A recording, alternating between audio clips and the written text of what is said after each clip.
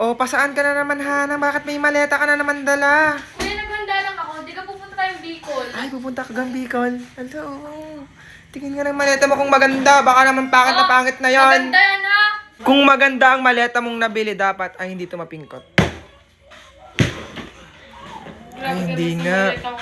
Tinatesting ko nga lang kung matibay. Oh, matibay yan.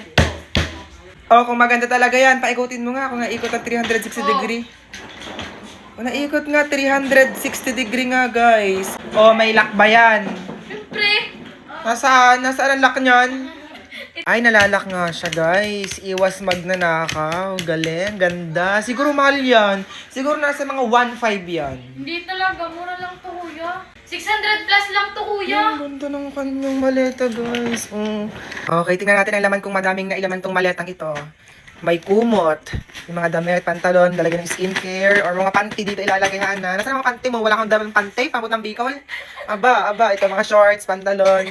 May tuwalyang malaki. Aba, ang dami pwedeng ilagay dito guys sa maletang to. O Hana, saan nabibili yung napakagandang maletang yan? Siyempre, sa yellow basket ko lang. Guys, mag-check out na rin kayo. Sobrang quality.